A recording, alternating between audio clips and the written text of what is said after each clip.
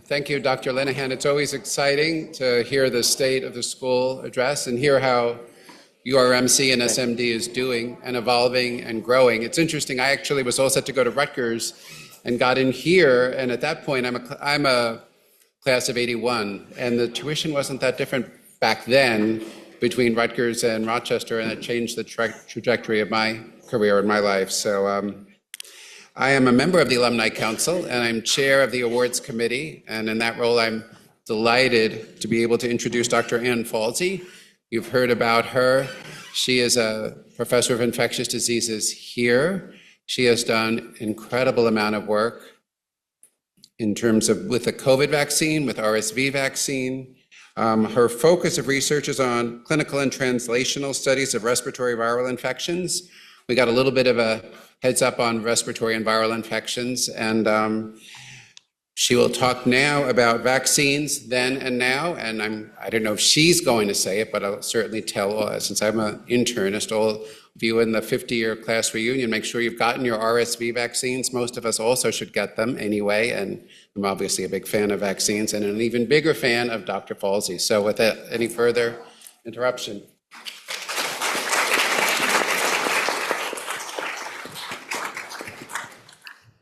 Thank you, Tom, for that nice introduction. It's my pleasure to be here with you today. I'm going to lower this so we can see your head. Oh, okay. So in deciding what to talk to you all about today, I decided to talk about vaccines. And it's not the only thing I do, but it's a large part of my career. But also because vaccines have had the most impact on human health than any other medical intervention. And then because I figured it was a kind of a broad audience, I thought I'd give a historical bent to the talk so that it's not just for vaccine nerds. And then finally, because it's reunion weekend, I was going to highlight the contributions of the U of R. So I think we're all kind of aware of Jenner and the cow and the smallpox, but vaccination probably had an earlier beginning in about the 11th century in China. And what they did, they were worried about smallpox as well, and it was called variolation. And what they do is scrape off a pustule, they'd dry it out, powder it, and then they'd shoot it up your nose. And it was very important to use a silver conduit, and also you had to put it in the right nostril of a boy and the left nostril of a girl. And it actually, sort of worked. It made its way westward to the Middle East. And there they were doing a little more typical variolation where they would scrape a pustule, dry it out, powder it, and then scratch the arm of somebody who was uninfected, sort of much like scarification. And then this lady is Lady Montagu. She was the wife of a British diplomat. She thought it was pretty worthwhile, and she brought it to England. And interestingly, it came to America, and George Washington apparently variolated the troops before they went to battle. But it wasn't great. The mortality of smallpox is about 30%. And with variolation, it was still 1% to 2%. So they had a little work to do for the vaccine. So Jenner comes along, and we all know the story that he noticed that the milkmaids had beautiful skin, and he theorized that it was because they were being infected with cowpox, which is a related virus, and that was providing cross protection to smallpox. So he, in fact, inoculated a child with the cowpox, and lo and behold, it worked very nicely as a vaccine. So an example of sort of not exactly an attenuated vaccine, but a cross species. So here's a tidbit for your next cocktail party. The word vaccination comes from the Latin vacca for cow, for the history with cowpox, and it was coined in 1881. Love cows. Okay, so next on tap was rabies vaccine by Louis Pasteur.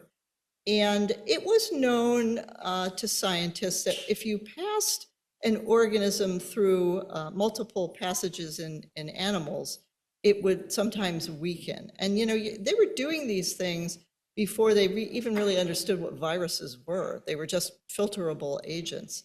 So Louis Pasteur was trying to make a rabies vaccine, and he passed live virus 50 times in different rabbits. And by the end of it, he harvested the neural tissue from the rabbit and dried it out and powdered it and, hoped it would be a vaccine to inject into somebody. And this poor little kid was bitten rather badly by a horrible rabid dog. And so they gave him the post-exposure prophylaxis and it worked.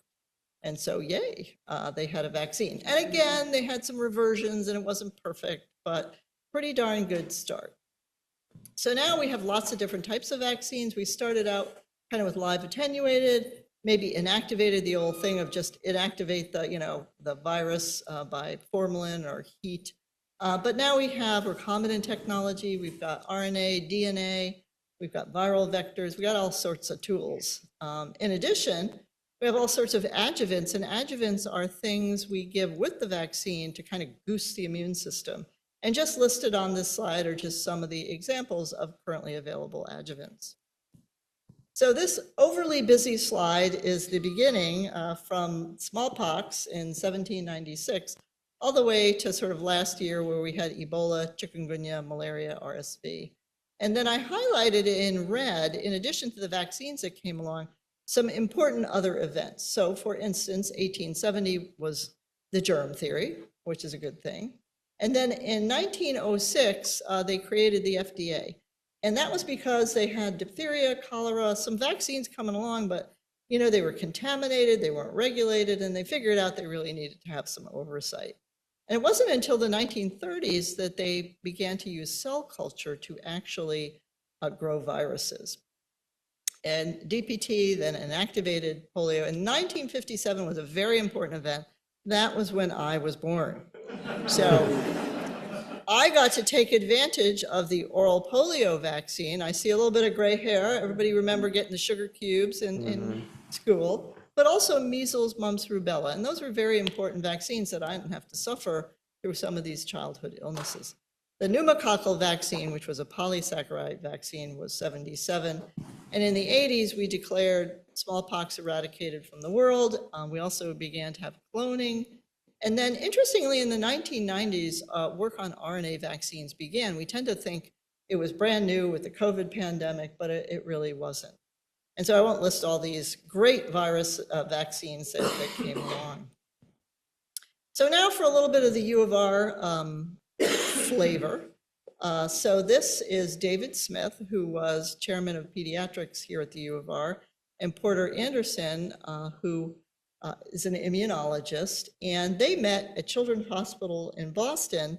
And David, who was a pediatrician, was seeing firsthand the devastation that was due to invasive influenza, Haemophilus influenza B, HIB, and kind of vowed, we need to make a vaccine. But it was very problematic. So if you recall, the pneumococcal vaccine, which is a polysaccharide vaccine, it didn't work at all in children. It was pure polysaccharide, and they realized that they needed to take the antigen, the polysaccharide of HIB, and hook it up to a protein. So they conjugated it to a protein, and voila, they had a great vaccine that was highly effective. So for those of you that don't remember, prior to 1990, there were about 20,000 cases a year of invasive Haemophilus type B, leading to 1,000 deaths, and then a lot of disabled children, because one of the main manifestations was meningitis. And so my son was about 15 months, and we got him into a trial at that time because he was going into daycare, and I really wanted him to get vaccinated. I did, of course, make my husband take him to all the appointments that required blood drawing, but sorry, honey, got him vaccinated. In any event, since then, since the vaccine was introduced, from 96 to 2000, there were only 341 cases. So clearly a super effective vaccine. Worldwide, down from 300,000 deaths to about 30,000, but that's mostly because it's not as widely distributed, and we hope those numbers will go down. Now, while nobody at the U of R was directly involved with the conjugated pneumococcal vaccine, it was really the technology that was developed for the HIB vaccine of taking that polysaccharide and hooking it up to a protein. So this blue graph shows you the development of the pneumococcal vaccine, the conjugated pneumococcal vaccine, that allowed it to be given to children. And so you can see by the dramatic drop in 2000, once they introduced the vaccine that had 7 serotypes, and again, it dropped even further in 2010 when it had 13 serotypes. So it wouldn't have been possible without that technology. And Porter Anderson is still working on pneumococcal vaccines, and he's hoping to make a serotype independent vaccine so that you don't have to keep worrying about serotypes. And then human papillomavirus. So these three guys, Robert Rose, Richard Reichman, and William Bonet here at the U of R, really did the foundational work that allowed the development of the HPV vaccine, and a super effective vaccine. So HPV is very problematic in that it doesn't grow. So they were trying to make serological assays to study immunity, and they were having real problems. You can't just, put it in cell culture and grow the virus and purify the proteins. And you really don't want to take along any kind of oncogenes because it's a cancer-causing virus. So when recombinant technology came along, they actually were producing very specific proteins, the HPV L1 proteins, one of the surface proteins. And it turned out it self-assembled, and then it co-assembled into these things called viral-like particles, and they were enormously immunogenic. They're sort of like empty shells that just contain the surface proteins. And here in Rochester, they did the first phase 1 study of an HPV vaccine. And then it was really taken up by Merck and GSK. The first vaccines were licensed in 2006. And, it's just an amazing vaccine. It almost is 100% effective to prevent infection with the serotypes that are in the vaccine. So from 2012 to 2019, there was a 65% decrease in cervical cancer in women ages 20 to 24, which is just astounding. So you really can't talk about vaccines at the University of Rochester without mentioning John Traynor. John Traynor is a luminary in all things influenza, and he was the unit chief for many years here in Rochester. He was particularly involved in the creation of pandemic vaccines and testing of the pandemic vaccines. The 2009, the H1N1, and the bird flu H5N1. And he currently works at BARDA, the government agency, where they're currently working on sort of new iterations and worrying about the bird flu that's currently infecting the dairy herd. So he's still trying to keep us safe. So the COVID vaccines, I think if you had attended the morning, Angela Branch spoke a little bit about this. Angela and I were awarded the VTU like right before the pandemic. And then we were absolutely consumed by doing the vaccine work. Along with our colleague Ed Walsh and our pediatric colleagues, Jenny Nyack and Mary Caserta, we really felt like we were soldiers in a war, and we were.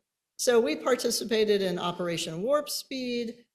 We worked with Pfizer phase 1 right through phase 3, and then have been doing a fair amount of COVID vaccine research since we all know it's not perfect. We'd like it to be universal. You don't have to worry about new variants. You'd like it to be more durable. So we have some work to do. But in case you missed the morning lecture, I'd just like to say, because we're very proud of this, the first 4 people that ever received the Pfizer vaccine that went on to be licensed were vaccinated right here in Rochester. So when we came up for air, when the pandemic was kind of slowing down, we went back to RSV, and RSV was sort of our first love. And for those of you that don't know, it was discovered in 1956. It was first isolated from a chimp with a runny nose. Probably got it from his handler. And then in 57, Dr. Robert Chanik at the NIH renamed it RSV, respiratory syncytial virus. And it's shown here in cell culture. It fuses the cells together and makes syncytia. It was established as the leading cause of lower respiratory tract infection in young children. And Karen Hall, again, right here at the U of R, was a leader in the clinical descriptions of RSV.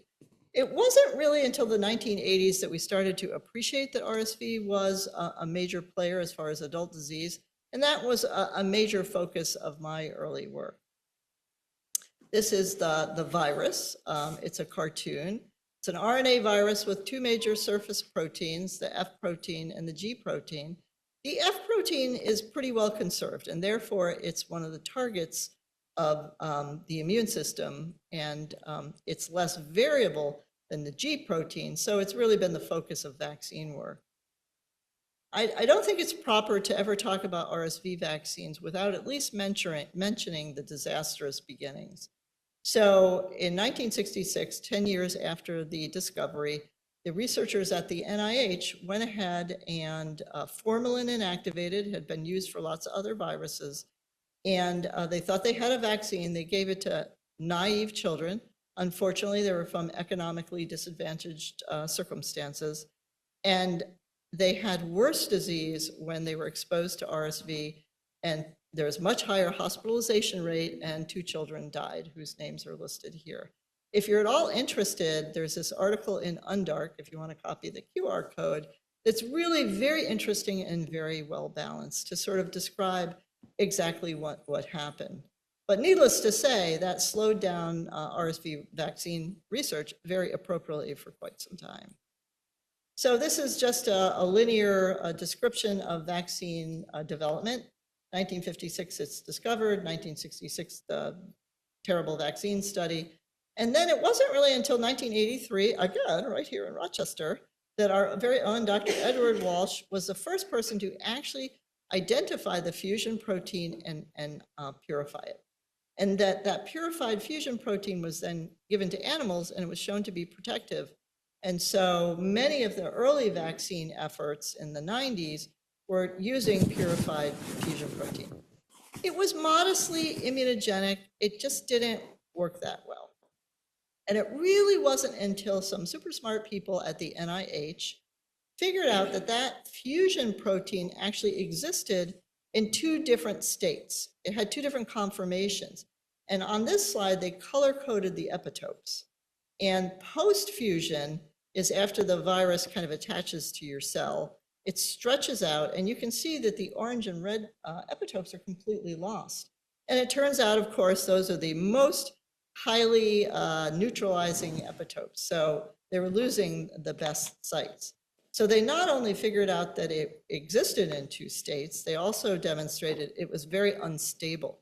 So when you were purifying the protein back in the 90s, you probably were mostly getting post-fusion F. And so they introduced a couple of mutations into pre-fusion F and stabilized it completely. And it began to, we now had a wonderful antigen for a new whole generation of vaccines. So we're off to the races. In the interest of time, this is just the efficacy data from one of the 3 major efficacy trials. This is GSK, there's Pfizer, there's Moderna, and they all use the prevention of lower respiratory tract disease, and it had to be PCR confirmed. And the blue is the placebos, the yellow is the vaccinees, and it had a great efficacy, 82.6 for the severe subset, 94.1. And if you think about flu vaccine, that's pretty darn good. Now, these trials were done at the absolute worst time. They were done like right as the pandemic was slowing down, and the seasonal viruses were really suppressed. And so, there weren't a lot of cases. And so as the data was coming in, we were very happy to see the efficacy for all the major vaccines was very similar. And that gave us confidence that these were true.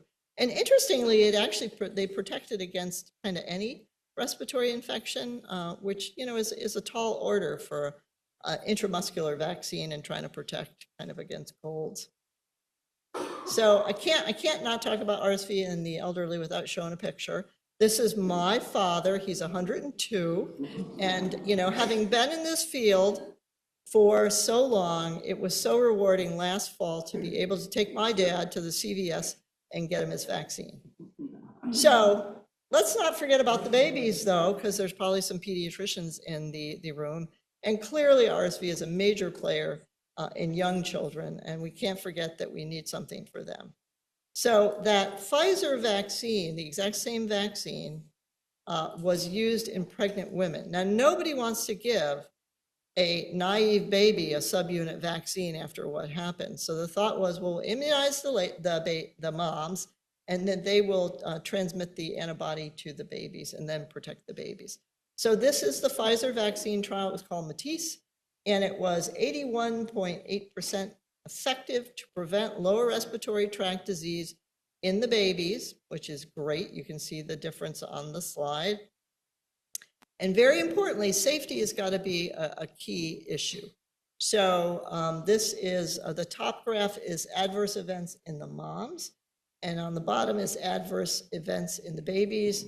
The mustard color is the vaccinees, the blue is the placebos, and you can see it's really very well balanced. So this vaccine is currently approved for women at weeks 32 to 36 weeks.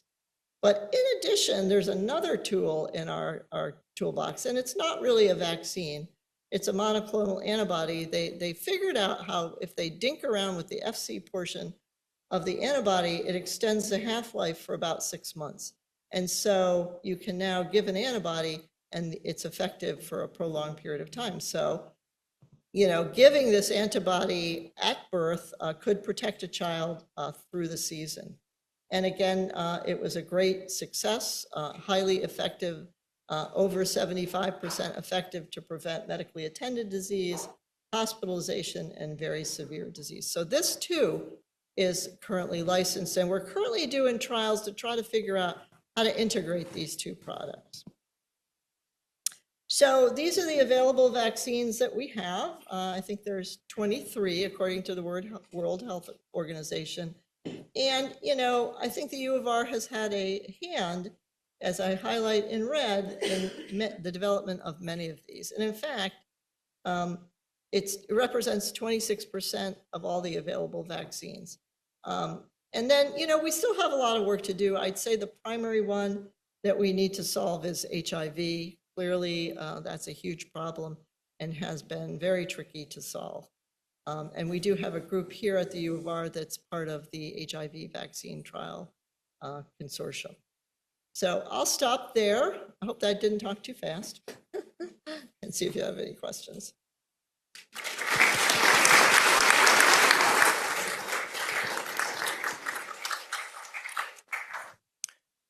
Thank you very much. A wonderful presentation. I was a pediatric intern here when Karen Hall did her famous nosocomial RSV study. And her husband, Bill Hall, a pulmonologist, became very interested in me because I had a major recrudescence of my asthma following the getting RSV, like all of us got. And he studied me for months afterwards and noted that associated with the severity of my asthma was an elevation of my RSV titers. Karen did that part. This sort of brought up to me this, I guess, debunked theory that viruses had something to do with other more serious diseases other than cancer. And measles was one of them and sort of disproven. The question I have is there anything more being done about certain virus strains being cofactors, perhaps with genetic predisposition, to develop or help develop or start on the road more chronic diseases? Yes, and so the issue of childhood asthma is very concerning with RSV. And nobody has ever known if it was chicken and egg. You know, if you get severe RSV, are you just more atopic and you're more likely to have reactive airways? Or does RSV have a role in that? And I think now we can actually answer it because we have an intervention which can prevent the severe RSV, and we'll have to wait and see if the rates of asthma go down. I read one of Bill's paper about the adults with the reactive airways. You're probably one of those dots. Yeah.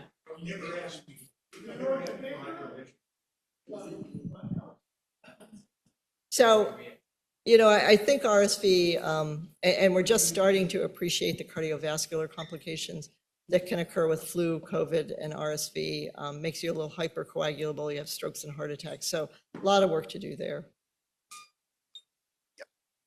The development of vaccines in cancer has been just limited to prevention for cervical cancers. Why have we struggled in developing vaccines for other cancers, the solid cancers? So why have they not been successful? Some of the most aggressive cancers like pancreatic cancers or glioblastoma, there have been a lot of work, but nothing has really come out. Any thoughts? Well, you're probably asking the wrong person. The ones that we have are directed against pathogens that are associated with cancer. So many cancers, like pancreatic cancer, I don't think that there is a infectious etiology, at least that we've defined. So that's part of the answer. They go for the simple ones where there's a clear-cut connection, hepatitis B, liver cancer, HPV, cervical cancer. But, I think the immune system is very complex and clearly is very important in controlling tumors. So going to have to be lots of smart people working on it. I can maybe comment on that as a tumor immunologist that's been studying pancreas cancer for a long time. You're right that we haven't seen any therapeutic vaccines, although the work that Vinod Balachandran has done at Memorial Sloan Kettering showing a customized vaccine based on genomic sequences and predicted tumor-associated antigens, and creating that after resection and giving it in the adjuvant setting has shown a lot of promise. So we will start to see, the problem with that is it's not scalable. You can do that at Memorial Sloan Kettering, the NIH, and you probably can't do it everywhere, but I do think we'll see more improvement there. But the other thing about pancreas cancer, which you asked specifically, is it's an extraordinarily immunosuppressive microenvironment. So it's not just the antigen and the cell-mediated immune response. It's likely, you have to reverse the macrophage-mediated immune suppression in the microenvironment. It's a lot more complicated than it is for a pathogen. That trial involving the children that went awry, did we learn from that error, inadvertent error? Why did that happen with children and not with adults? Well, we think we know. It is presumed that by formalin inactivating the virus, that they disturbed the neutralizing epitopes, so that the immune system was dysregulated, and it has to do with setting the immune response. So these babies had never had RSV, and it was a primary immune response, whereas adults, we've all had RSV a number of times, and our immune response is already set. One other accident that occurred that probably many of us in this room were affected by, and that was the original polio vaccine. It was contaminated by SV40 virus. And I don't know how many of us still have that, and I believe there has been demonstrated an increased incidence in some version of lymphoma in those people. Am I right? From what you know about this, you probably follow that better than I do. Well, I knew about the contamination, but I'm not aware of an increased incidence of lymphoma. I don't know if, Ed, do you know of anything about lymphoma? Sorry, I can't answer it for you. Vaccines are not without risk, but everything in life is risk-benefit. And so, they've been enormously life-saving and, preventing huge disability. And we try to make them better as we go. Well, thank you.